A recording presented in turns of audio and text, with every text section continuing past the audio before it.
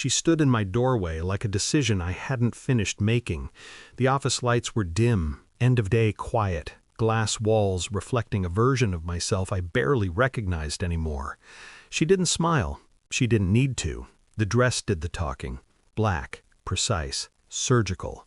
I want your children now.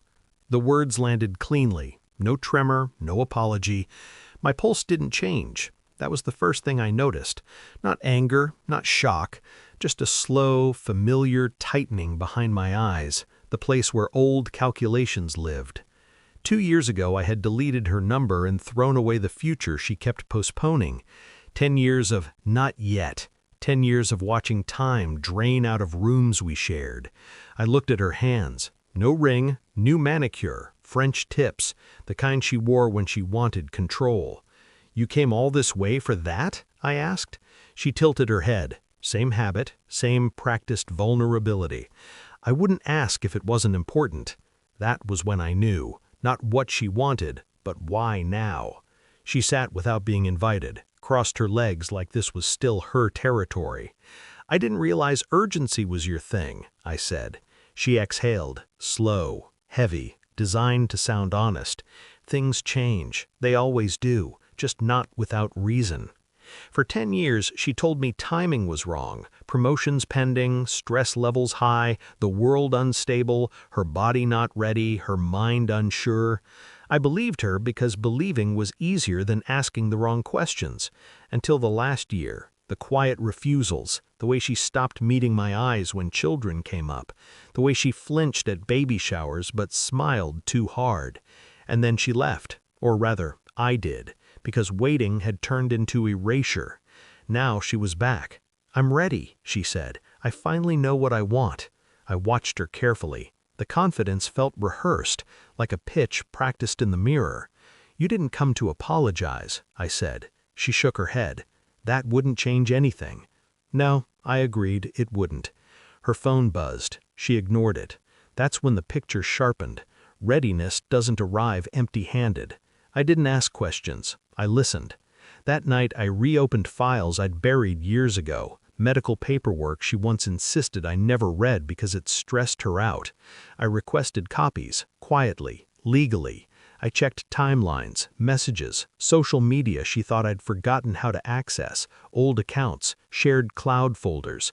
Patterns surfaced. A doctor I didn't recognize, appointments she'd attended alone, a fertility clinic, not consultations but procedures, stored embryos, not ours.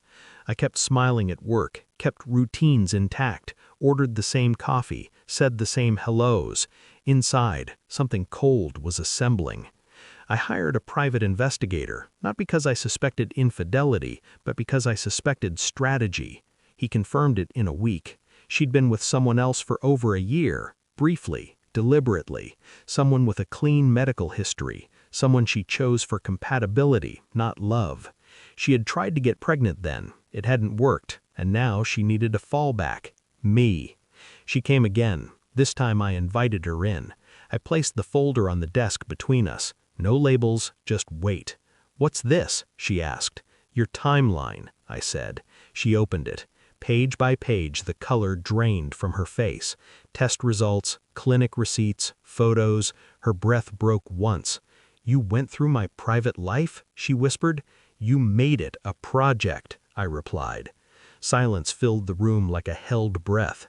"They told me you were infertile," she said finally, "that it was you." I nodded. "You believed them?" Her eyes flickered. "I needed to." That was the truth. Not desperation, not fear, convenience. "I froze my samples years ago," I said calmly. "Routine precaution." She looked up sharply. "I don't need to have children to give you anything." Her mouth opened, closed. "You came back because your plan failed," I continued, "and you thought I'd still be waiting." She stood, shaking now. "I loved you," she said. I met her eyes. "No, you scheduled me." I slid a second document across the desk, a legal notice, revocation of consent, permanent. Her hands hovered over it like touching it would burn. "You're too late," I said, "and you were never honest." She left without another word. I stayed long after the building emptied. The city hummed outside, alive, indifferent. I didn't feel victorious or sad, just finished. Some people don't betray you with lies. They do it with timing, and when they finally decide you're useful, it's already too late.